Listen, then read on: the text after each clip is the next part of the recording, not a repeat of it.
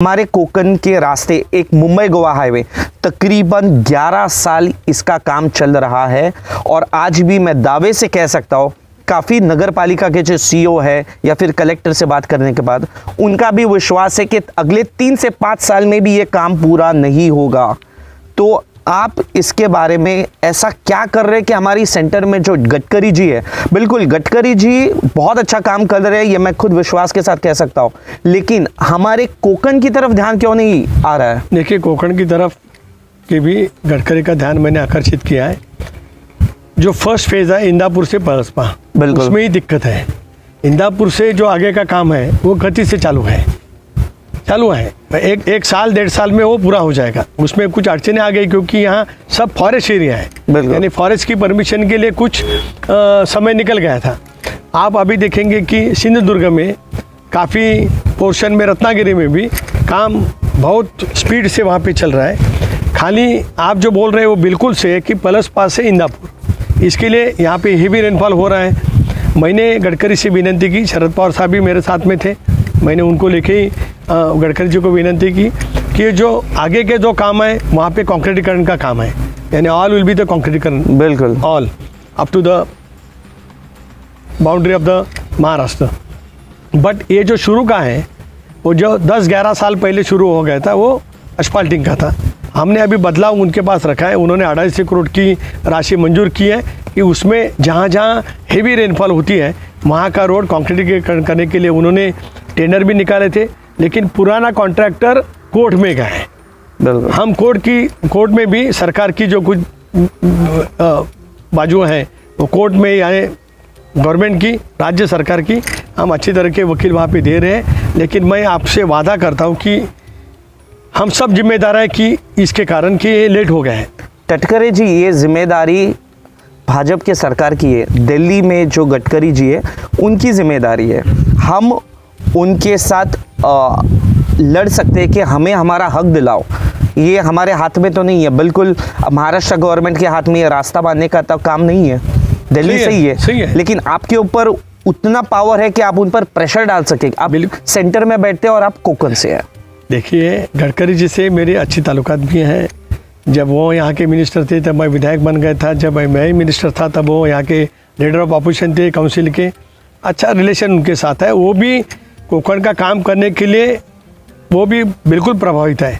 लेकिन कई ऐसी समस्या है यहाँ पे, जो पहला सेक्शन है मैं बिल्कुल मानता हूँ कि वहाँ पे बिल्कुल डिले हो गया है और कोकण की तरक्की के लिए एक बड़ा सा जो कुछ अवसर है वो वही रास्ता है।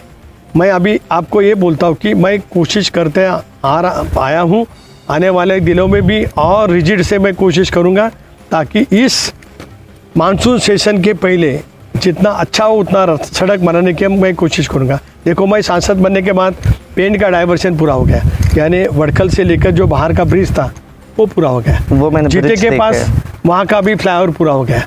आप देखेंगे कि कनाला जो बर्ड सेंचुरी है वहाँ का भी रास्ता, यहाँ ब्रिज के काम बिल्कुल हुए, लेकिन अगर आप देखेंगे वड़खल से नागोटने के बीच में ये शुरुआत होती है, वही मैं तो बुरे रास्तों की, वड़खल से नागोटना तक और कई नागोटना से कोलाक तक, बिल्कुल वहाँ पे है। यहाँ से जैसे और फिर मानगांव में तो रास्ता जो पीछे से बनने वाला है बाईपास, उसका काम बिल्कुल ना के बराबर, वहाँ से तो मशीनरीज हटाए भी गए। वो जो चतक कंस्ट्रक्शन है उन्होंने भी लोगों के पैसे, जो कुछ स्थानिक लोगों ने उनको कुछ मटेरियल सप्लाई किया था वो देने के है।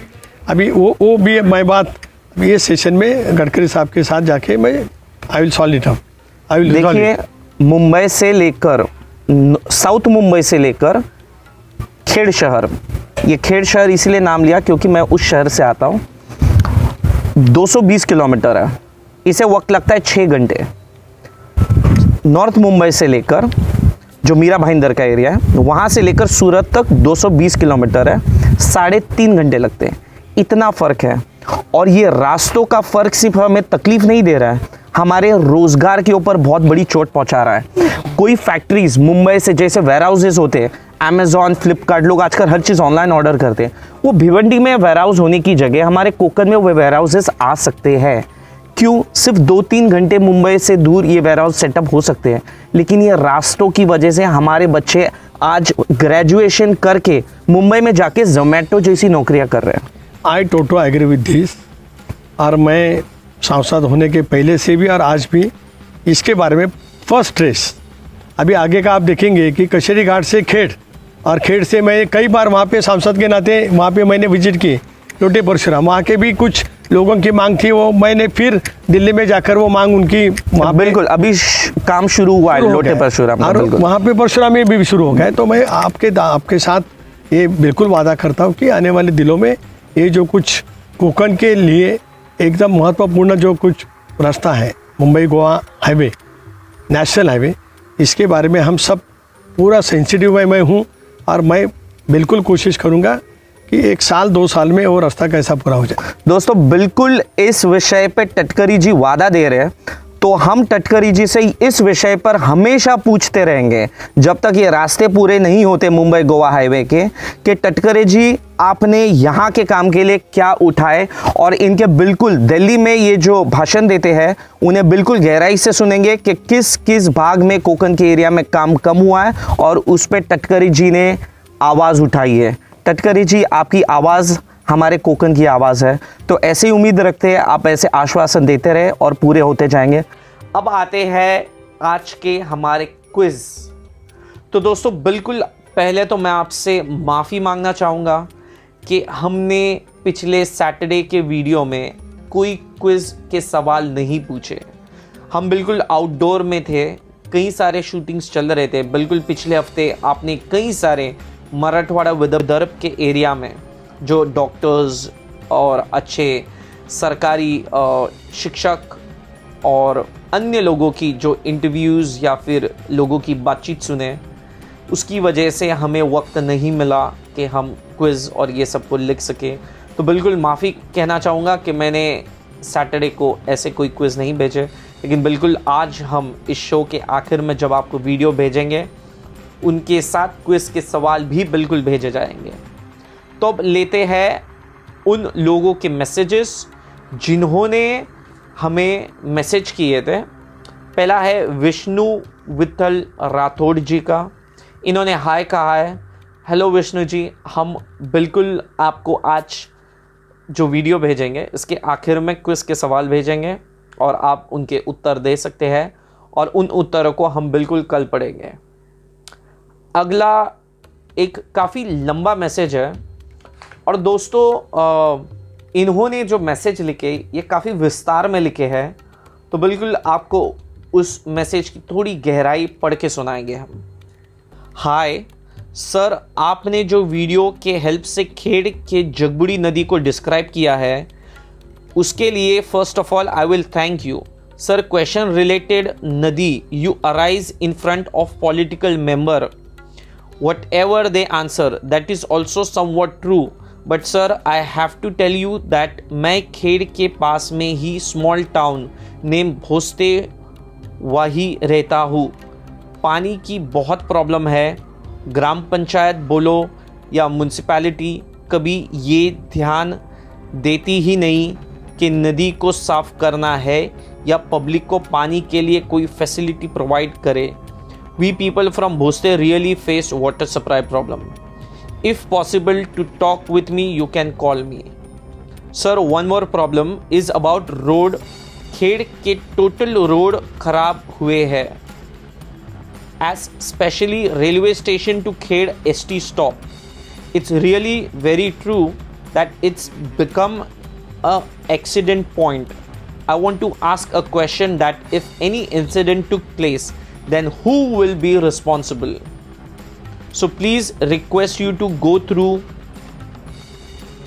One more question I need to ask you that whenever tender pass about make a road, क्या इनको पास क्या मिलते हैं जो कि पूरा कच्चा काम करते हैं, और क्योंकि अप्रैल मई में रोड बनते हैं और रेनी सीजन हुए नहीं रोड ख़राब हो जाते हैं, ऐसे कैसे मटेरियल यूज़ करते हैं?